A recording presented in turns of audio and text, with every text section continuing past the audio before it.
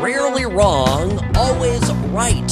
Sam Rajovsky here on the What's Right Media Network. The What's Right Show is on.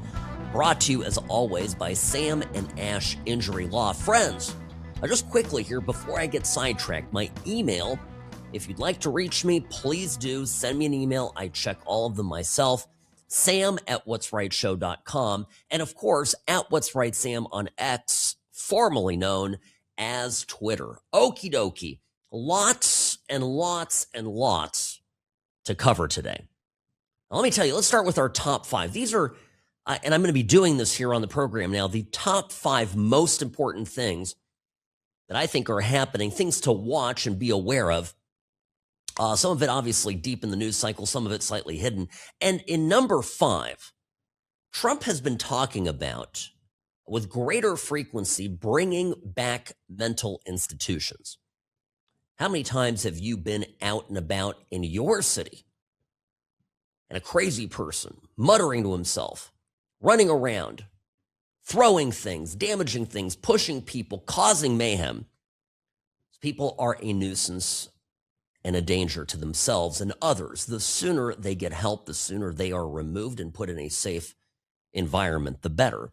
Look for this to begin heating up. Number four in our top five, this one is huge. Remember Mahmoud Khalil? This was the pro-Hamas activist at Columbia University, a grad student who was organizing all of the anti-Israel riots over the last couple of years, became the face of the protest isn't even the right word. I mean, the shutdown of Columbia University, and a complete America hater and Jew hater. This guy is getting deported, finally. See you later, alligator. He's born in Syria. He's a radical guy, and the Trump administration accused him of lying on his application for his green card.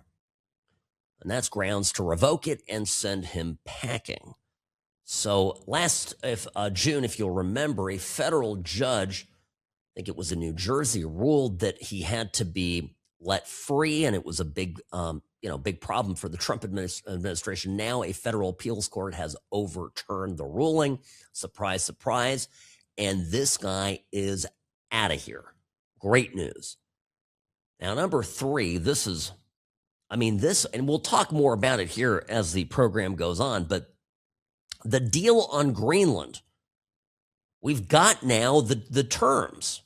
Those came out late yesterday. And here's what it is. Denmark needs to continue to pay for the Greenland population, about $600 million per year. The U.S. won't get all of Greenland, but will gain sovereignty over the parts it wants.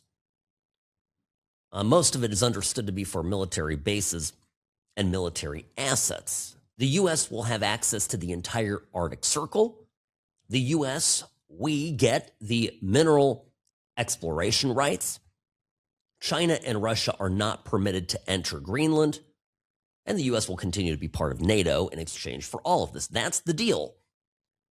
A lot of hang-wringers out there now perplexed by this and have shifted from arguing that Trump has no business laying hands on Greenland to complaining that Trump didn't get what he wanted. Perplexing. In number two, Jack Smith. Jack Smith, this is the Grand Inquisitor of Donald Trump, the special prosecutor assigned to investigate Trump in the Biden administration. He is in the hot seat now. And the House Judiciary Committee today absolutely grilled him to pieces.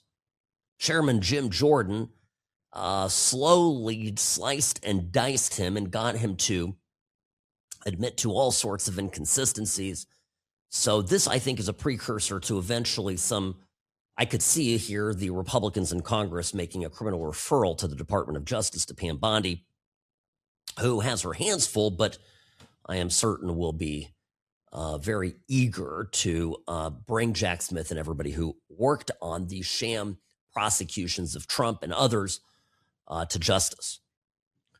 And in number one, and I bring this up, I think this is just so important. We've started with the arrest. I woke up this morning and there's an arrest and a second arrest. It's popping. Then I'm talking about the people that stormed the church in St. Paul on Sunday. We've been talking about the story. The people that did this are vile. They're terrorists. They intended to scare and frighten these people. And they are very well intending on stopping what a duly elected president and a legitimate president and administration is doing to enforce the laws of this country.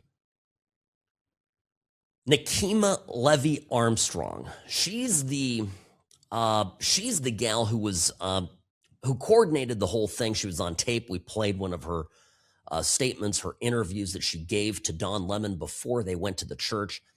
So she's on tape laying out the plan. I mean, I think, just basically is toast on this. The other gal arrested this morning, Chantel Louisa Allen. Now, she's a St. Paul school board member. So the Unified District, this lady is in charge of education. Okay? Imagine that. By the way, as a side note on this, the Court of Appeals lifted restrictions on ICE agents using force against protesters in Minnesota. So that is all great news. By the way, I don't know if you saw this. There was a media report of some video that emerged of Tim Walz urging protesters to go out and fight ICE. And he's talking to them from behind the fence, the wall of his governor's mansion. No, I love this because he is in the safety of a government-protected, police-protected residence, a compound. And he is urging Minnesotans, he's urging the people that live in his state to go out and commit felonies, get themselves in real serious trouble, and potentially even be put in harm's way as they interfere with ICE executing these warrants, so that there can be more criminals, more bad people in the communities, in the neighborhoods, prowling the streets near people's kids. I mean, he's immune from the consequences of any of this. It's really maddening. Now, I look at this, and I mentioned yesterday the cold snap. You see these temperatures, people are out there protesting in Minnesota. And I think you're going to see some of this wind down a little bit as Trump starts arresting people. And on top of it, the weather. What are the temps out there? This is wild. I think tonight in Minneapolis, it's going to be -20. Friday's high is -8. The low is -17. This is going to be, well, I'm just saying, I don't know how much they're going to get out there and freeze their toucans off. So I saw that the judge rejected charges against Don Lemon.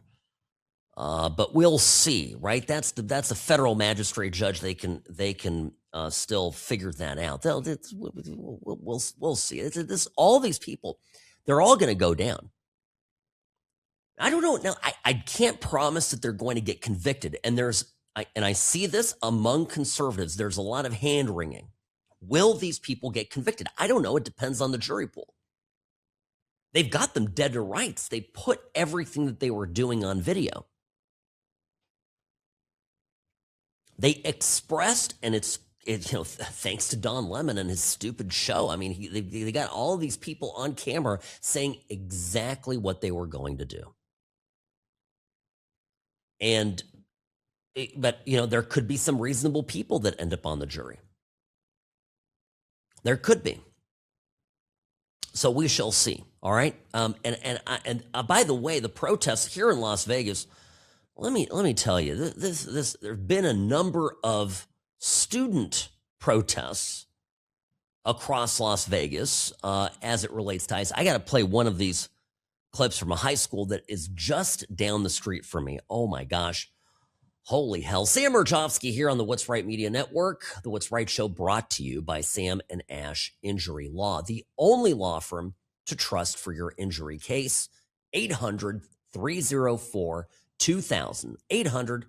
800-304-2000, because you deserve what's right. I'm the best. Personal injury law has been the same for a long time. The best. Big egos, greed, and sleazy schemes. We've had enough. Welcome to Sam and Ash, the new standard for personal injury law, where things are done the right way, because you deserve a team that delivers real support and results. When you have both, your whole world can change. Sam and Ash Injury Law, because you deserve what's right. Sam Murjovsky here, behind the What's Right microphone. Friends, I have 3 kids. Many of you have kids, grandkids. My kids, look, they knew, we talk about politics, sure. My expectation for my kids when they go to school is that they learn something, that they apply themselves, that they do the work,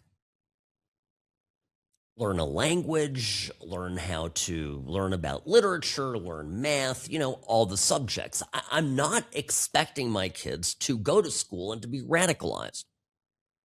And the tough thing is that, these schools, some of them, and particularly schools that are public schools, a lot of public schools, they have teachers who are radicals themselves. They indoctrinate these kids and they get them all wound up. Now, this clip is making national headlines. This is a girl. I'm going to just play this here. It's from a high school literally down the street from my office, downtown Las Vegas. And it's the Las Vegas Arts Academy, or Academy of the Arts. It's the art school. It's a public school. It's considered a really good school by many here in Vegas. My daughter, for example, who was actually a freshman in high school, so she would be a contemporary of this girl speaking, wanted maybe to go there because she's a very artistic person. And, I took one peek at the politics of the teachers at the school and was like, you're not going anywhere near here. Straight to Catholic school with you. So anyway, here is this young lady, and this is during the school day. I'm a freshman at Las Vegas Academy of the Arts, and right now the students are protesting against ICE. We are not allowed to walk out. We are being peaceful. We are not allowed to walk out, and we will not walk out because ICE is on Fremont Street. In case you don't know, Fremont Street is right outside of our school, so we are not walking out, but we need our voices heard. We need to be heard. Spread this video as much as you can until news finds it. We need people down here. We need to be getting coverage. We need our voices heard. Do you find this sad at all? I mean, because it's a very well-spoken young lady. Clearly her parents are nuts. My takeaway is the parents are nuts. No person at 15 has become this way spontaneously. Now watch, we're going to figure out who this person is. Maybe I know the parents and come after me and say, Sam, you called us crazy on the radio. Okay. If I find out more information tomorrow of who these people are, I'll eat my words if I was wrong. But I'm just saying, my visceral reaction to this is I see a Greta Thunberg situation. And you know the whole story with Greta Thunberg, by the way. She's the climate activist, the little girl who is now a big girl and, just gets behind every cause. Her latest one, of course, is pro-Palestine, pro-Hamas. It was her dad that was behind the whole thing. She gets fixated on stuff. Thunberg's not, she's not a dummy, but her dad was the activist, and he basically propped her up like a little puppet and used her. It was just, the whole thing was so sad watching her as an 8-year-old, whatever she was, 10, fighting for climate change. I've had 3 10-year-olds. they're not dumb kids, but no kid is this wound up into political activism unless their home life absolutely blows. So, but Robbie, we were talking. It's the funny thing. I mean, I mean, when we were kids, and Robbie and you and I went to high school. So I'm just, I'm thinking back to this. At some point when you're a freshman, and if there's an opportunity to walk out of class and you're not going to get punished for it, okay, like there's no repercussion, you can walk out of class. It doesn't matter. These kids don't care whether it's ICE or whether they're protesting, the cafeteria food. It's not about any of that. It's about how do we get out of class. And that the teachers aren't consequential, that the school isn't consequential and saying, listen, I don't care how valid or invalid your position is, you cut class. This is a discipline issue. This girl's complaining that they're not letting her off campus. Do you know where the school is? It's a closed campus for a reason, let me tell you that. I'm not saying it's a terrible neighborhood. I'm just saying there's a lot of crazy people that belong in mental institutions all around that school. And I wouldn't want my kids walking alone or walking, even in a group, walking outside of that school in that part of town. I absolutely would not. And if you knew Fremont Street, you want your kid alone walking on the backside of Fremont Street? That's basically what it is. And so these kids are trying to get out of school. And the crazy liberal teachers and administrators are like, well, we do have to take a stand and we're fighting for democracy and whatever else they're talking about. It's all just such complete and utter nonsense. Now, this is also true for the Greenland conversation. So, I gave you in the top 5 the new word on what's going to happen in Greenland. We are not going to occupy all of Greenland. Greenland will not become a part of America. Instead, it seems that we will have the right to carve out autonomous, wholly controlled by the U.S. territories within Greenland. Call them our own, develop them as military bases, put military assets on the ground, and have rights to minerals in the earth. And it costs us nothing more than we're doing already.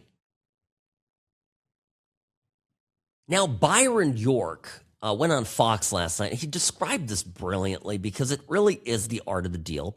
And it is why, Democrats, a lot of these libs who've never done anything in the real world are, most of them, life incompetent.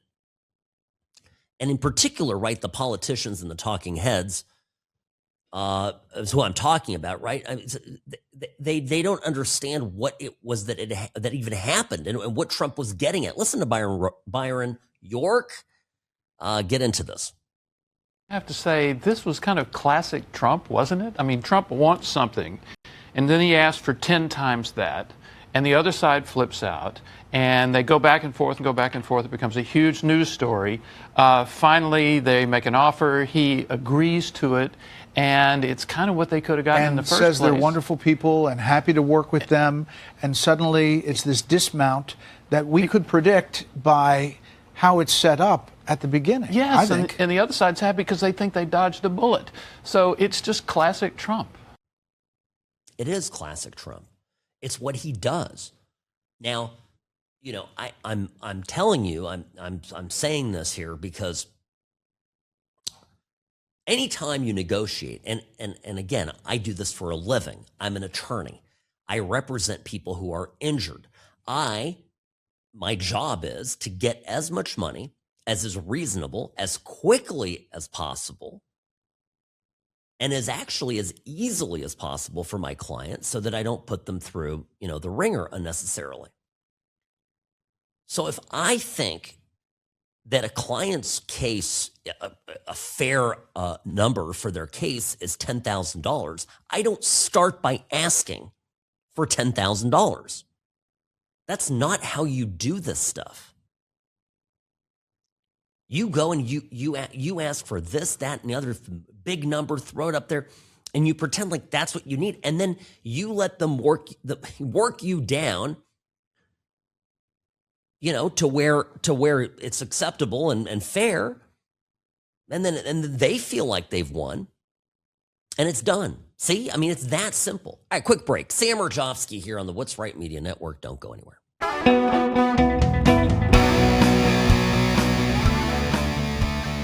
I'm telling you, this whole reaction that we're getting to the Greenland negotiation is so comical to me. Sam Rajovsky here on the What's Right Media Network. Welcome to the What's Right Show.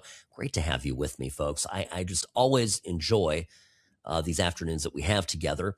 As a reminder, starting in February, on the 16th of February, we will be moving here in Las Vegas to a 6 p.m. time slot. And from that point forward, the show will be only 1 hour, but it will come out on podcast earlier in the day. So you can grab the podcast wherever you get the podcast. Find it now. The show is already available in podcast form. Get it set up on your phone. Get it set up on your computer so you're able to get this content once we switch formats. And that, of course, is What's Right Show. Just Google, search that, find it, and wherever it is that you get your podcast, chances are we're there. Oh, yeah. Well, Robbie's reminding me here. Email me, Sam at What's Right Show, if you need any help with that. Happy to send you directions, instructions, etc. Now, I was just saying this about the Greenland deal, that if you understand how to negotiate, everything that Trump did is good and was well executed. Now, I got to give you an example, okay? Trump comes out and he says, I'm going to invade you. I'm going to invade. Well, and I'm not saying I'm going to, but all options are on the table. And he anchors in the most absurd, strong way possible. Now, all he really wants, right? All we want is, we said this is Greenland is of strategic importance to the U.S. Would it be nice to have it? Sure. But really, what does he want? He wants to push China and Russia out. And he wants the minerals, and he wants the rights to explore the earth. There's some untapped resources there. All right, those are the key issues. By the way, he says those are the key issues. He says that's what he wants, and people don't believe him. Now he goes out and he essentially gets functionally everything that we need, and without spending any money. Like, one thing that I'm not seeing in this deal right now is where the U.S. Treasury opens up, we open up our wallets and write a giant, multi-billion-dollar check. I'm not seeing that. So we're getting a whole lot for, as I understand it, very little, merely recommitting to NATO, which is an expenditure that we already had on our books, right? And I think about my job as a lawyer, and and it's the same exact thing. I was just saying this at the bottom of the hour. You anchor really high, and the other side is forced to move up, and gradually you get to what is a fair number, which in my business is an adequate settlement that my client is happy with. Now, everybody in the media is judging Trump today based on what his get is now relative to what his original ask was, what his opening ask was. And this is nonsense. He should be getting judged on where we were before the negotiation began. In my line of work, what I think is important is a client comes to me with either $0 offer or a very low dollar offer. And for example, I had one yesterday of a client who came to us and was doing it again all on their own, and they brought us had a $1,500 offer, and we ended up settling the case because it was worth. They deserved the money. It was worth $100,000. We settled it for $100,000. But I asked for $2 million. Okay. Is it fair to judge me as a lawyer that I didn't get the $2 million that I asked for, that I obviously knew was too high? Or should you be judging me and going, that guy's a sharp guy. He got somebody who had $1,500 coming to them, and they were like, I don't know, Sam, is that good? To saying, here's $100,000. Yeah, Trump threatened an armed takeover, and everybody freaked out, and he said, we're taking all of Greenland. It's ours, sayonara. And in the end, what do we got? We've got strategically, from a place of national security, we have exactly a perfect situation, maybe even a better situation. We don't have to, how many people are there? Is it 50,000 or something like that? 80,000? It's not a lot. The people that live there now, we don't have to support them.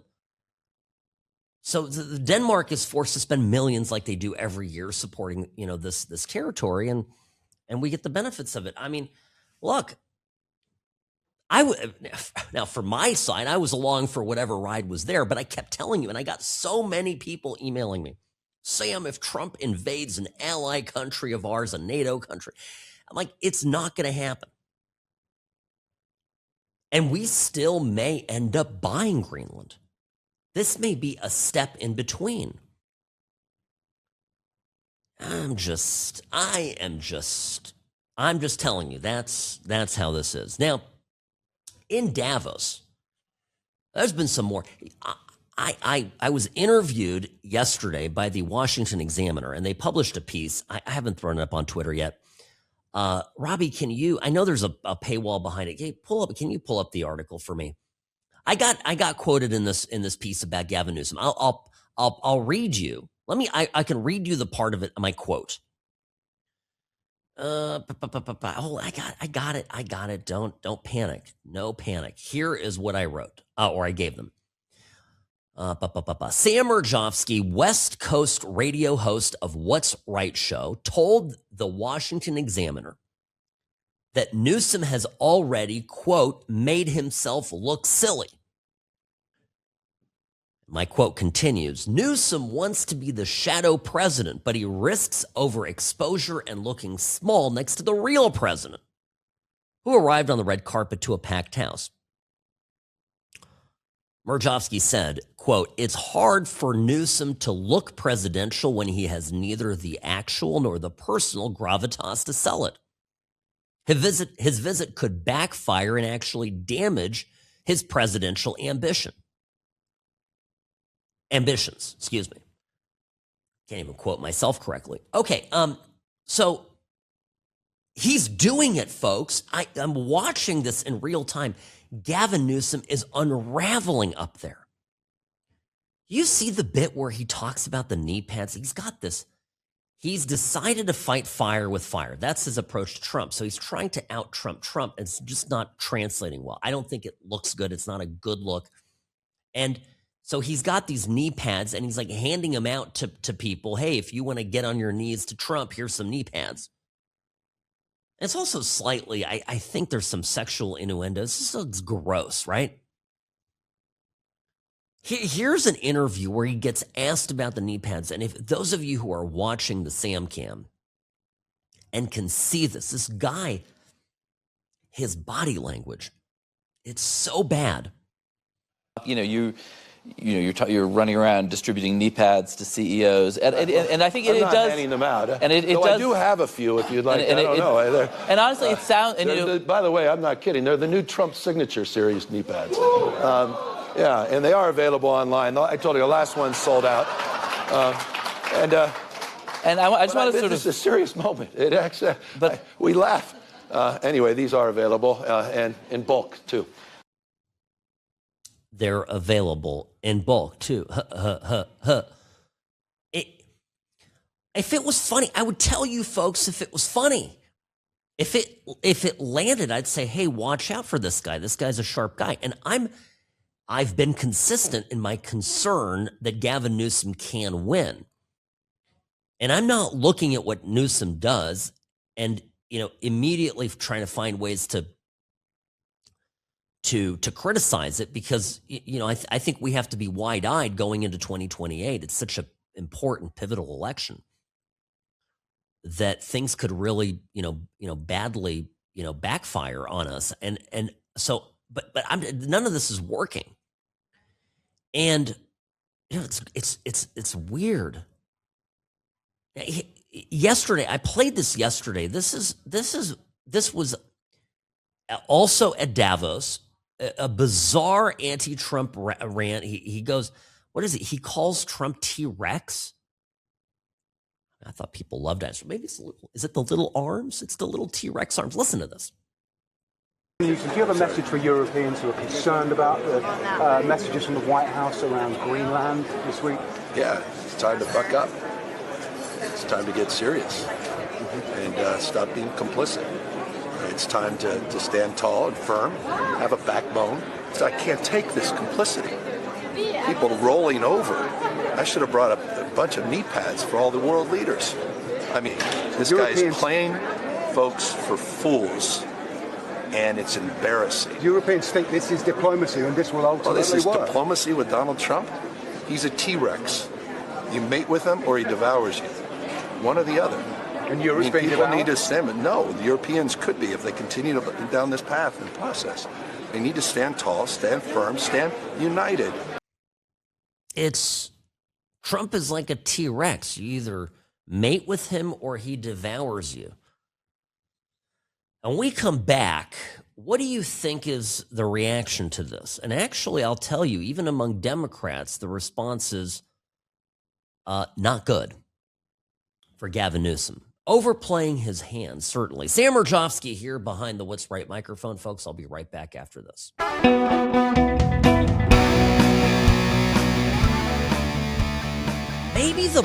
Maybe the problem is that Newsom is going to Europe.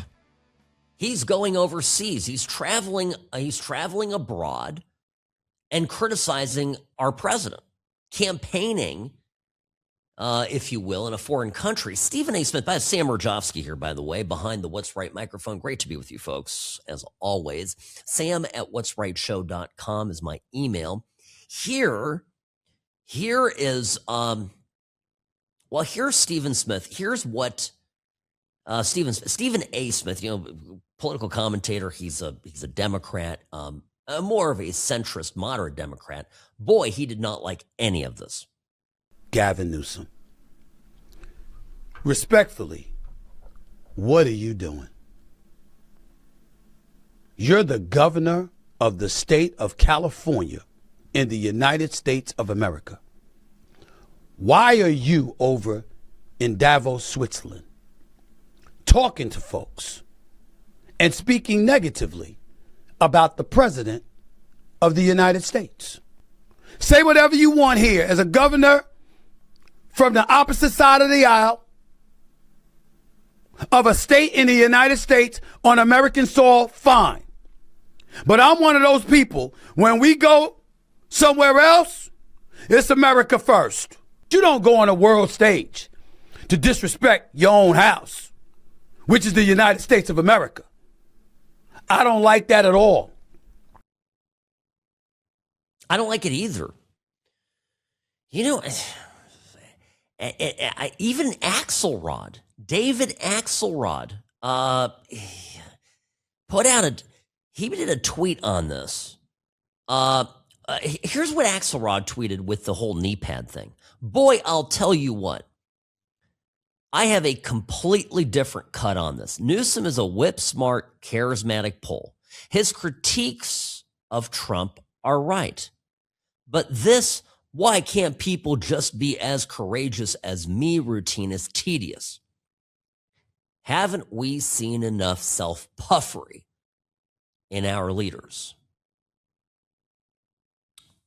Well, I disagree with Axelrod saying that Newsom is whip smart and charismatic. He has charisma, he's a good-looking guy. I actually don't think he's that intelligent. I think that if you follow the various speeches that he gives, they're just very disjointed and He's not a very well-spoken guy. Doesn't think, on the cuff, or maybe at all. Now, Harry Sisson, this is a Democrat influencer. He's the guy that the Democrats have entrusted with getting the youth vote. Wrote, "This is a masterclass from Newsom on Trump at Davos. He completely destroys Donald and his many failures while simultaneously uplifting California and Democratic accomplishments." You know,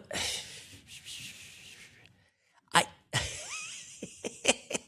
do you think in a general election, in a presidential election, do you think that people are actually going to buy that California is a successful, well-run state?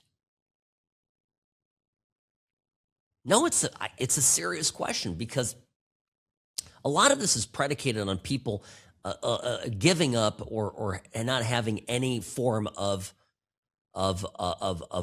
outside information. Right? I mean, if you look back at 2024, wasn't that election entirely about, we're going to tell you that Joe Biden is perfectly fine.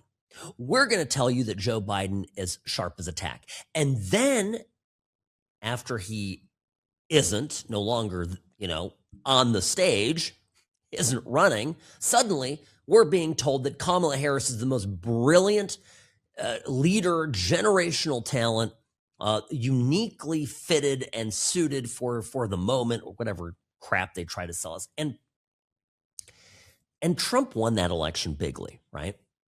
And don't you think he won the election because people at some level just didn't believe what they were being told? You can repeat over and over again that Joe Biden is sharp as a tack. But if you can see for yourself that he isn't, okay, you're not going to buy it.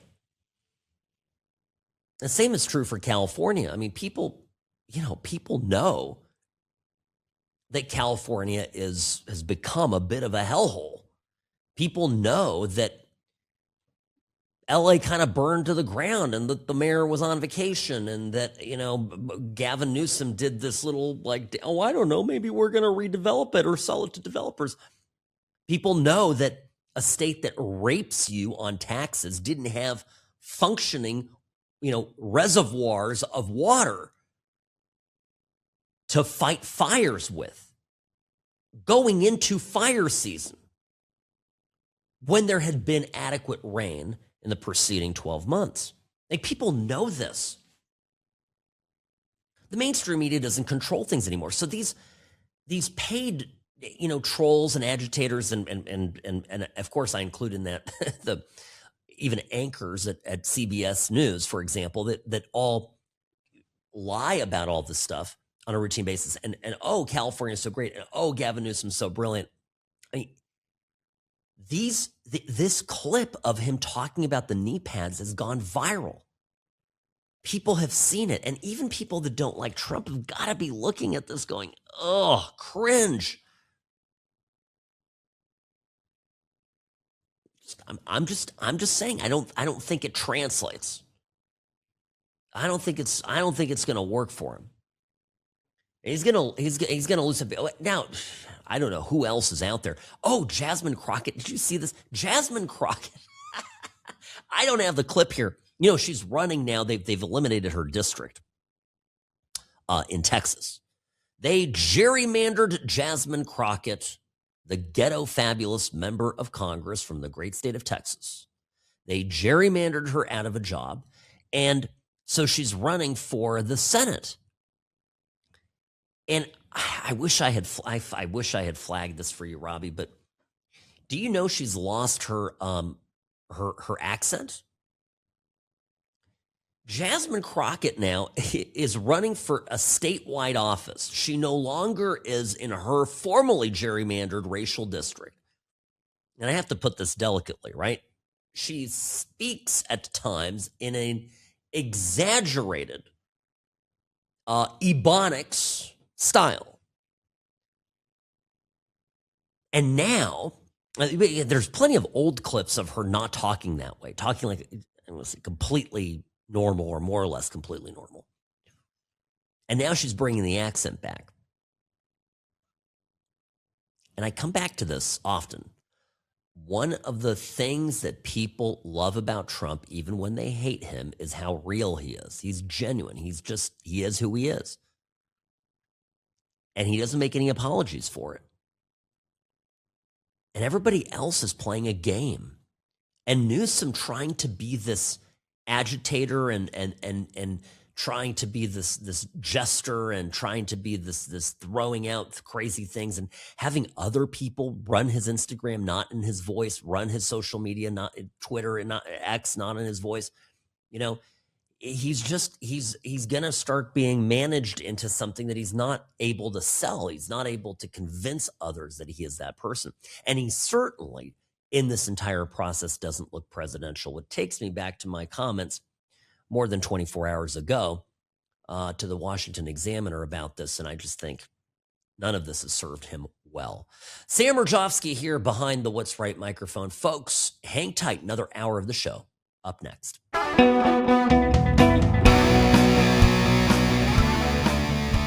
Folks, if Trump does it, all hell breaks loose. If somebody else does it, particularly, let's say, a Democrat like Obama, it's all good in the hood. Sam Rajovsky here behind the What's Right microphone. Of course, I'm talking about pretty much everything, but specifically today, ICE enforcement. Trump's figures that they're releasing, the number is 70%.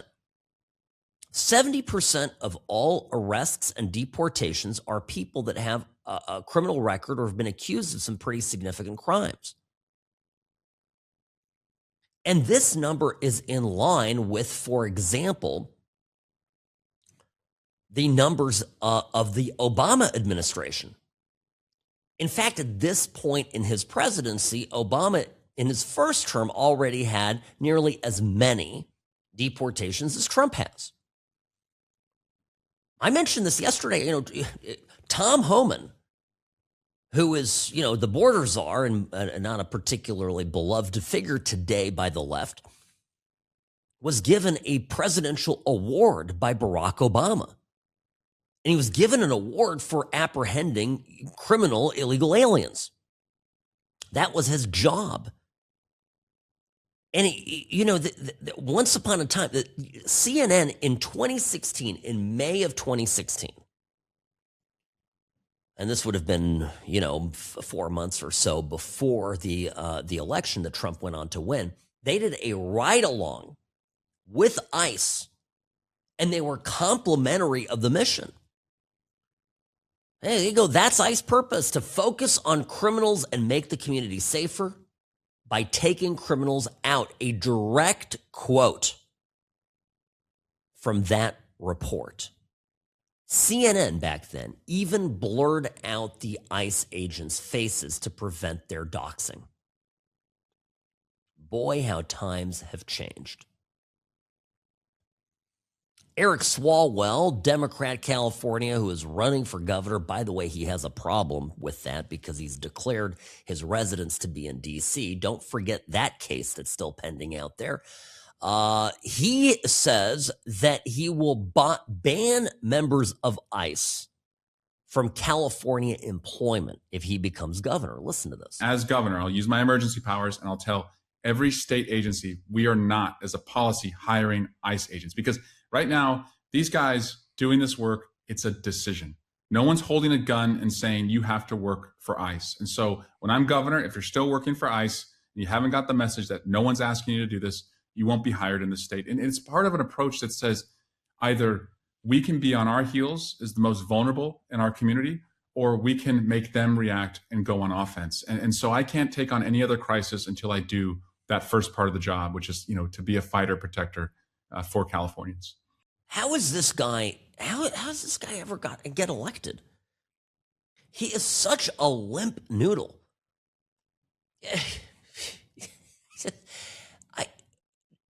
I don't know. I have a question, Robbie. I'm always perplexed by this. Do you think liberal women It's a very specific question.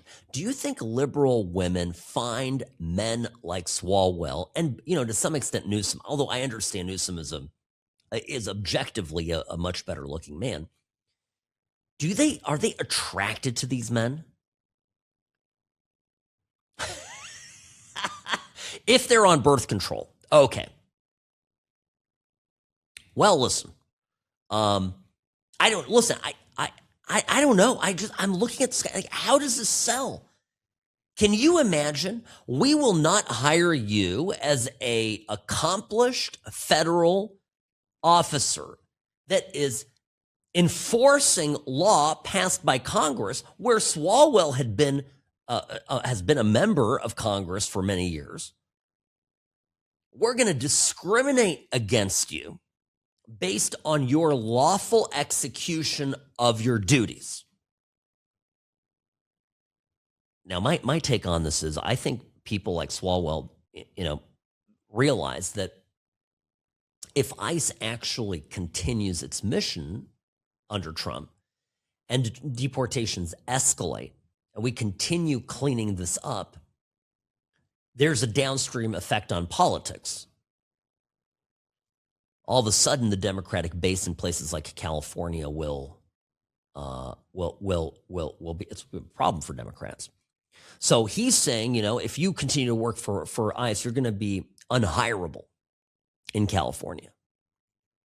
And my tongue-in-cheek response is, if ICE continues to do their jobs, Swalwell is going to be unelectable in the state of California, if he isn't already. Now, a lot of common sense from Davos. Who was it? Was it Alexander Kissinger? Somebody wrote that. I've got to find this quote. It's a fantastic quote, and I do not want to misquote him. So bear with me here. I'll get it. Yeah, I know this is what happens with life. Konstantin Kissinger, excuse me.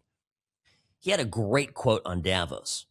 He wrote, "Davos is basically all the people who have created the problems, denied their existence, and then called us names for pointing them out, explaining what the problems are and how we desperately need to fix them." And I submit as an example of this, Jamie Dimon talking about what's going on in the economy. I don't know anyone, okay, and you guys in the room, be Democrats, Republicans, who thinks the spending that sending another $1 trillion to Washington, D.C. will actually improve anything. So when you say raise taxes, if you said raise taxes and directly give it to the people who need it, I'd do it. No, so but that's not what happens. We are running out of time. It goes to all these interest groups, and they give it to their friends and all that, and which is why the people are considered a swamp. It's kind of a swamp. There's 17,000 lobbying groups, but companies are guilty too. They're just fighting for their one self-interest as opposed to what's good for my country. But that's what happens in Congress. And you see how these bills get spent. Like the CHIPS Act was a good idea until it had to be union, place-based, child care, diapers. What the hell are we doing? And we do it over and over. Can anybody remind me how many times Jamie Dimon was all for government bailouts when it came to the banks? Right? I'm just giving you one example. You know what? I'm hearing a lot of conservatives get on the air today and talk about, oh, look, Jamie Dimon, kind of a Democrat left guy, but suddenly speaking very common sense. No, Dimon doesn't get any credit here. He didn't come out and support Trump. He didn't come out for the fix. He let Trump and the people that supported him, he actually let you and I get the arrows. He let you and I go out there and take the shots, get Trump elected, and now we're shining a light on all of this. And now we've had Doge, and we've had Trump out there taking a sledgehammer to all these ridiculous Biden era programs and even programs preceding that. And these guys are coming along like, hey, we do need to talk about this. Well, we do have a problem. Yeah, a day late and a dollar short, pal. That's, what I'm saying here. It's just not. Now, Ken Griffin, he is the CEO of Citadel, major hedge fund. He's the guy that, I think Citadel used to be based up in Chicago. And he moved his entire operation. He's a big billionaire, moved his entire operation to Palm Beach, to Miami. And I think he lives in Palm Beach, and I think his firm is in Miami. Listen to what he says about doing business in Trump's America. You cannot imagine how painful it was each and every day under the Biden administration to look at what new crazy proposal was being put into place to solve a problem that didn't even exist.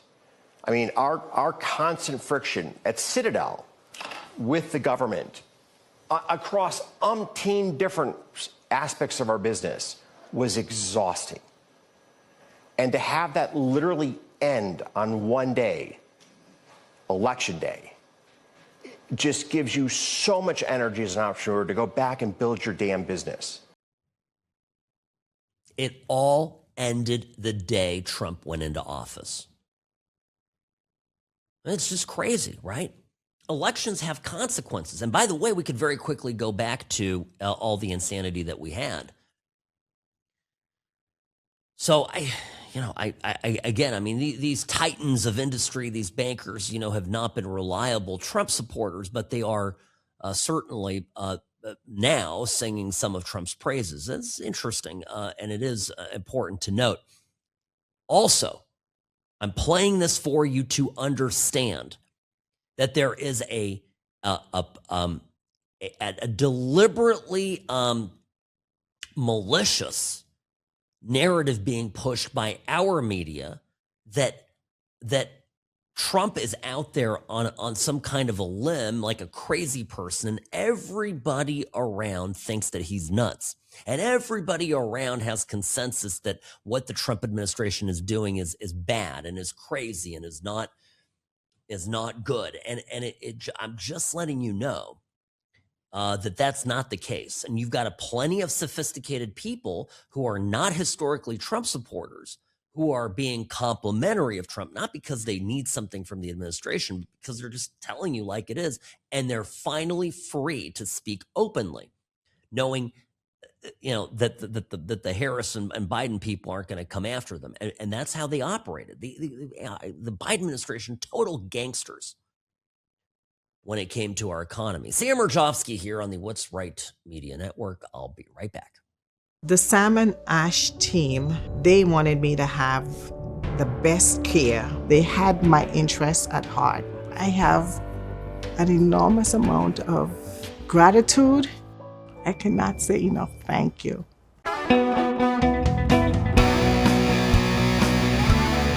Hi, Sam Murjovsky here with a word about Sam and Ash injury law. It can happen. In a moment, your life can change. An injury affects everything. And most people soldier on. They put on a brave face and they try to handle things on their own. They've got work to do. They've got life. I mean, I get it. And in that process, something very damaging can happen. And that is that you're doing something maybe for the first time that you don't have a lot of experience with. And on the other side of you, with interests that are contradictory or opposing to your own, are people that know everything about the process. They know the law, they knew the rules and the regulations, and they will use their knowledge to your detriment. Even your own insurance company is not going to be fair with you. And that's why people, most often people call at the point in the claim when they've already spent weeks, maybe months, going back and forth, trying to get an offer, and they come back with a joke. Some people end up upside down on their cases. Don't do that, please. Early on, right at the very beginning, get Sam and Ash injury law on your side. It doesn't cost any money out of pocket. Won't cost you a penny up front. And the best part about it is that Sam and Ash injury law takes care of all the paperwork, all the forms, everything, the phone calls, the faxes that they want you to send. A fax. I mean, some people can't even find a fax machine anymore. They want faxes. It's crazy. Sam and Ash does all of that. Easy phone call, get things started right away. You can even do it over the phone if you want. It's really that easy. 800-304-2000. 800-304-2000. Offices in Nevada and California. Website samandashlaw.com, because you deserve what's right. All right, folks, let me tell you, Sam at what'srightshow.com is my email. I have to play this reporter. Right before the Greenland deal was reached, this, I think, BBC reporter this is his characterization of Trump's speech. And I want you to think about negotiation. I want you to think about Trump, even in setting expectations, anchors people somewhere where he then ends up surprising them, even if they don't like what they hear, meaning surprising them positively. The reporter says exactly that here. This is a speech that, were it given by any other president at any other time, it would have left NATO allies with their heads in their hands, wondering if this was the end of the world order as we know it. But given by this president at this time, there has been a collective sigh of maybe not relief, but well, it could have been worse. It is frankly staggering, or it should be staggering, that the leader of the free world turning around and saying that he won't use military force to invade an ally's territory is seen as relative good news. The bad news is, of course, he still has his eyes set on Greenland. The bad news is he still has his eyes set on Greenland. But it's actually like, hey, I mean, Trump still wants to be part of NATO. And almost what they don't realize, that these people in the media that are agitating against Trump are helping him negotiate. What do I mean?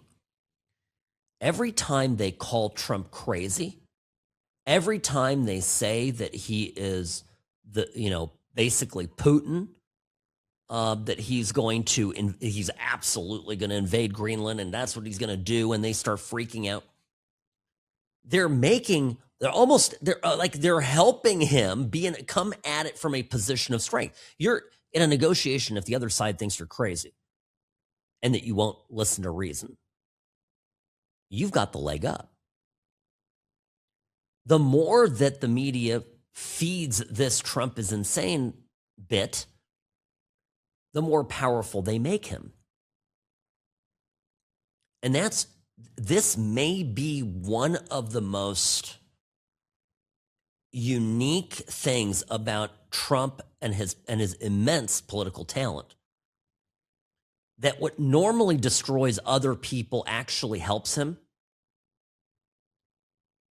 And where Trump has taken the fight to the media, he has agitated the media in such a way that they've gone after him in ways unlike any other past Republican president, including George W. Bush. But by going after him, first off, he makes them look ridiculous. He's the first president in my lifetime that has been able to pick a fight with the media and win. And some of that has to do with tech. Some of that has to do with the fact that he had an immense Twitter following before he ran for president. He was able to deliver his message straight to the people in an organic way that he had tested and worked on and developed for years prior. But yeah, these reporters still don't get it. And this guy's like, well, we were really expecting the worst, and boy, he's at least he's still in NATO, and they're calling it a good day. It's brilliant. It's absolutely freaking brilliant. I'm just saying it. And this, by the way, this leads me to this push right now that you're seeing across the country of Democrats going after Trump's mental state. Are you seeing this? This is also feeding into it. They're all claiming that Trump has diminished capacity, that he needs to be removed from office. Yeah, AOC, this was absolutely beautiful. I know it's long. Listen, I'll play this when we come back. Alexandria Ocasio-Cortez is asked about if Trump is capable, competent to continue in office. And it just goes off the rails. Oh my gosh. Okay, I'll get to that. I will get to this when we come back. And of course, also, we'll get to Jack Smith. Because I think what we saw today was the beginnings of the end for him. The Democrats the Republicans, in Congress and the Judiciary Committee are really putting down an argument and a case for a referral, a DOJ referral on this. So I'm absolutely. I'll tell you everything. I'll play a couple of the, or at least one of the clips from today to give you an idea of what happened. All right, bottom of the hour here. Sam Urjovsky on the What's Right Media Network. Sam at what'srightshow.com is my email, and of course, this portion of the program brought to you by Sam and Ash Injury Law, because you deserve what's right.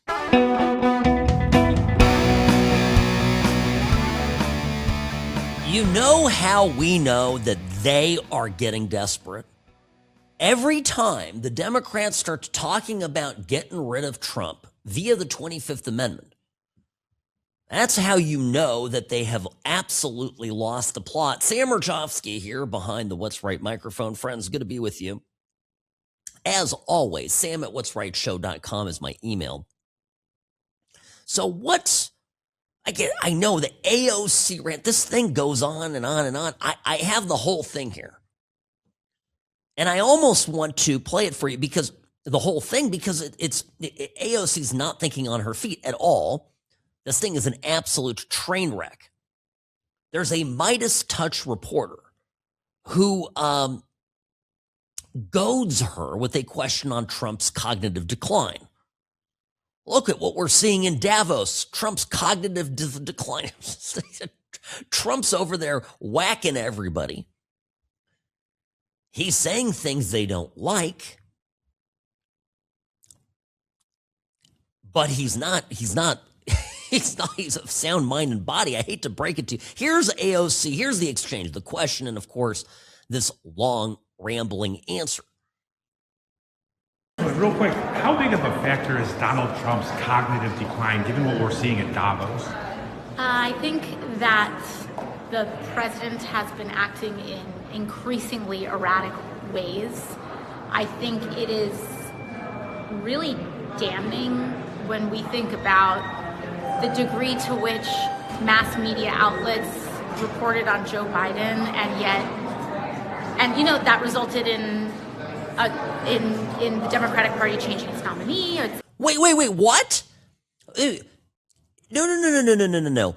The Democratic Party probably put a shiv in Biden by goading him and pushing him into that early debate with Trump so that he could fall on his face and be disposed of. But every one of you, including you, Madam Congressperson, everybody stood up and said Biden was perfectly fine. He was sitting there drooling. It looked like he was crapping his pants.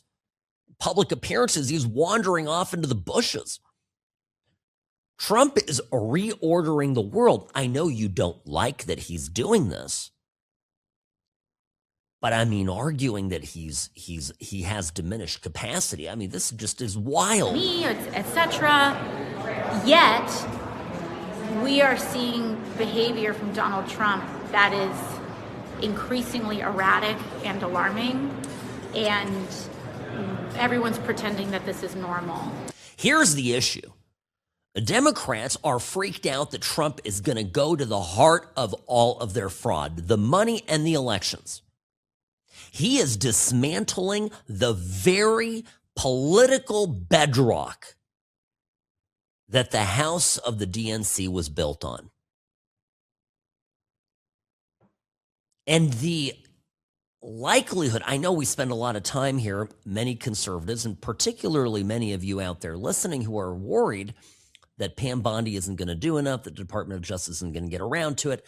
On our side, many are worried that none of this justice is ever going to come. But I have to tell you, on the Democrat side, they are freaking out.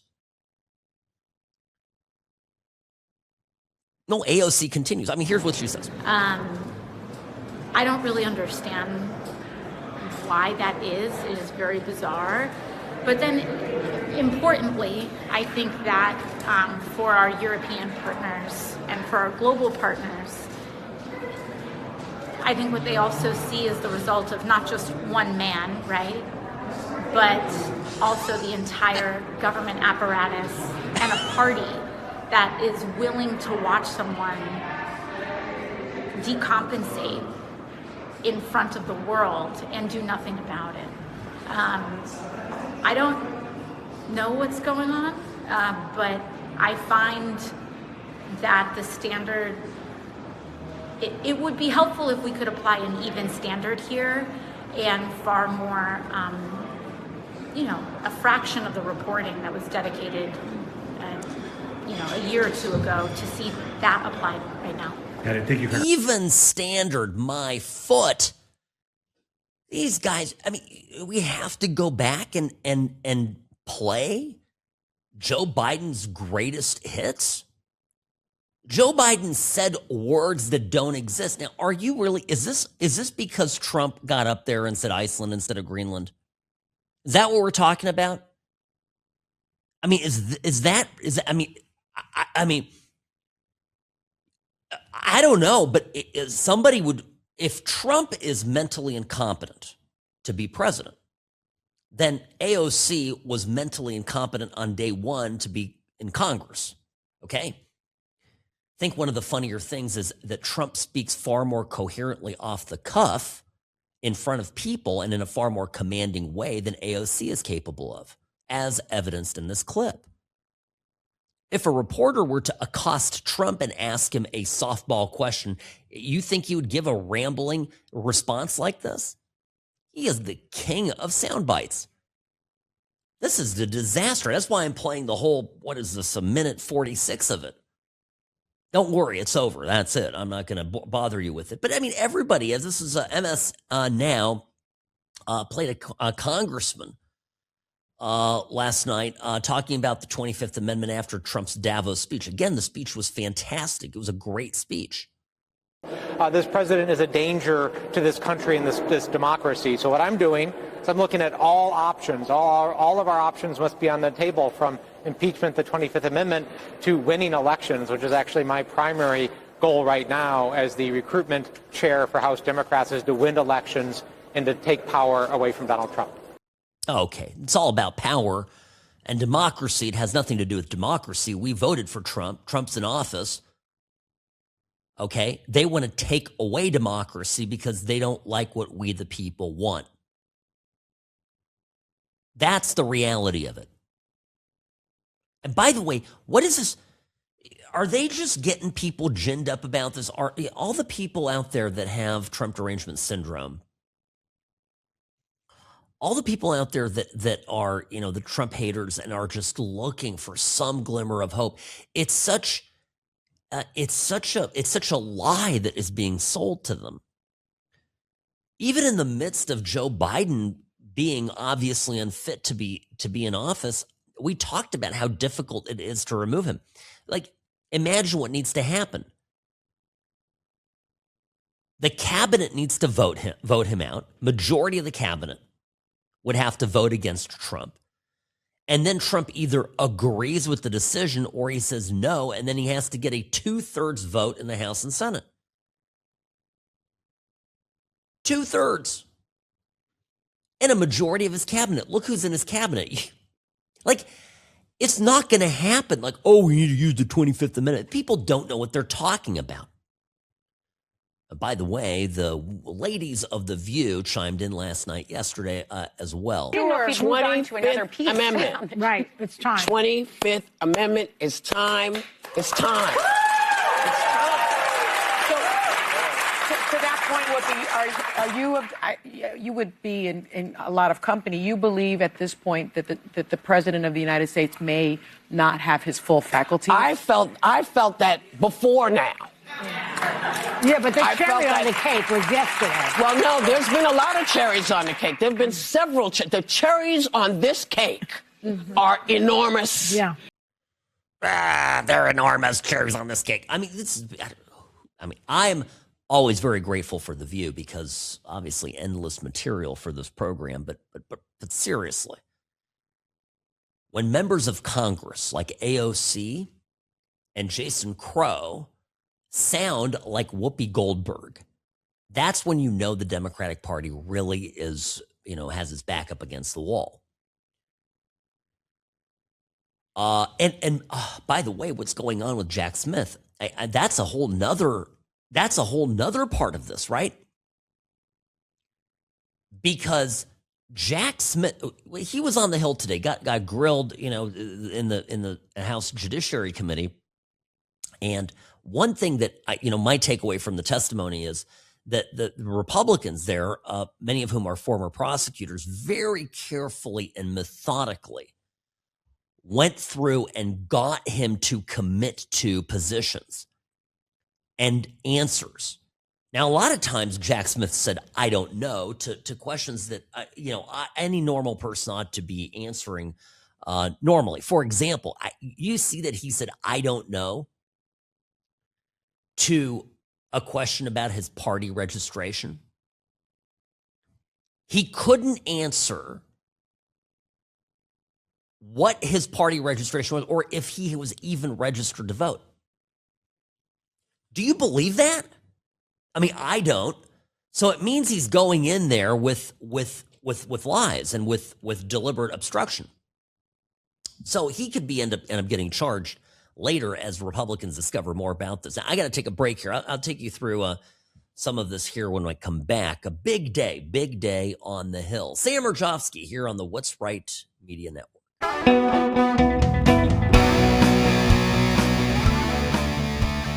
Hi, friends. Sam Murjovsky here behind the What's Right microphone. Common sense conservatism delivered a daily Monday through Friday here on the What's Right Media Network. Now, yes.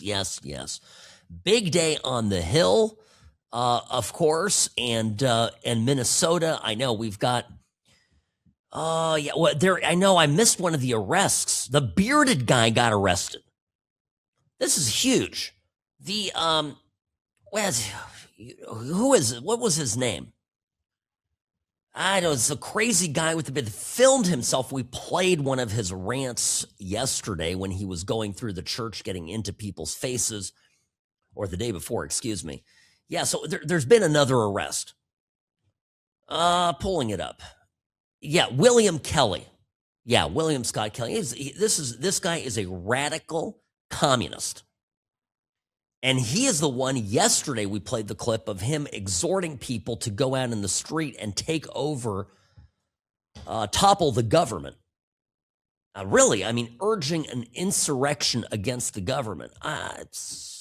So this guy now in jail, in cuffs. So the Attorney General's office here moving swiftly.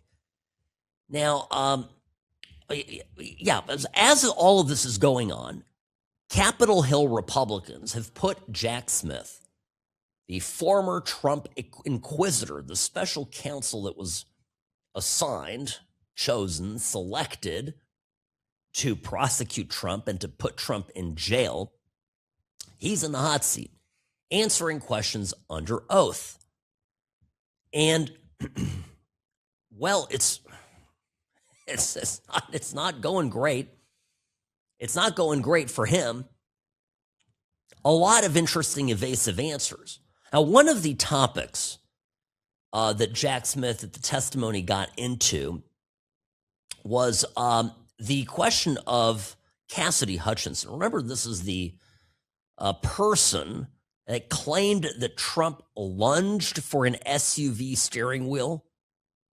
And said, take me, take me there. I'm going, I'm in the White House acting deranged. And she had, I guess, heard this information allegedly second or third hand. I mean, it was completely inadmissible. And Jack Smith had used this testimony a number of times to bolster his case and his pleadings against Trump. And he got questioned about this, and he basically had to admit that he knew that she was unreliable.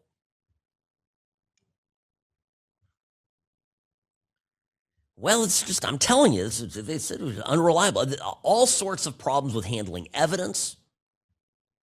Remember the Mar-a-Lago search? Mixing in classified documents with personal items.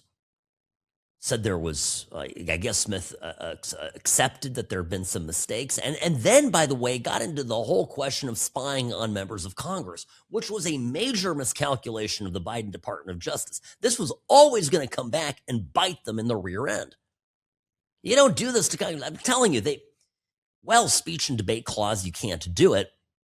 And so here, Congressman Killey asks Jack Smith about it. Listen. Also sought orders from judges, making it so those who were having their records seized would not know about it.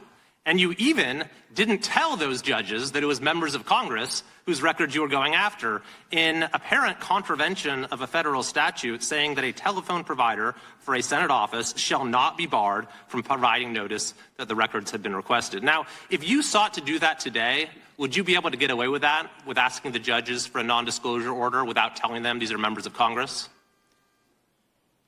When we secured these toll record subpoenas, it was done consistent with department policy. You're correct in that that policy has since changed. They changed the policy based upon the actions that you took.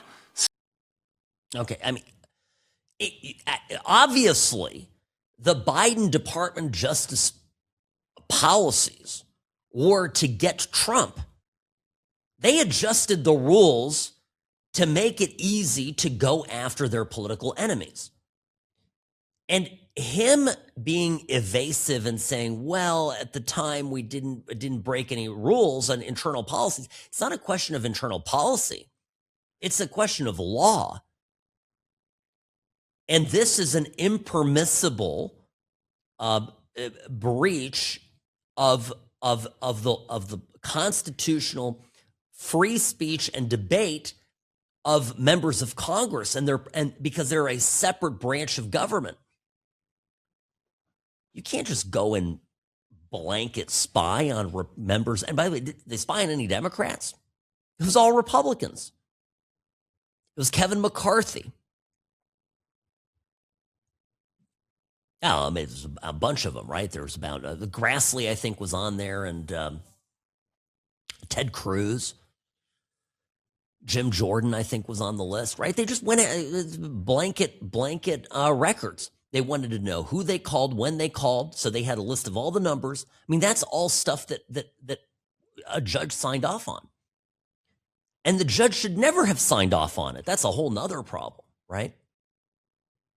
So these are, to me today, I know there's a few clips out there circulating that are kind of whiz-bang clips, but to me, what the success of today on the Hill was really pinning him down on this stuff and giving answers. I think a lot of his answers are either outright lies or are willfully evasive.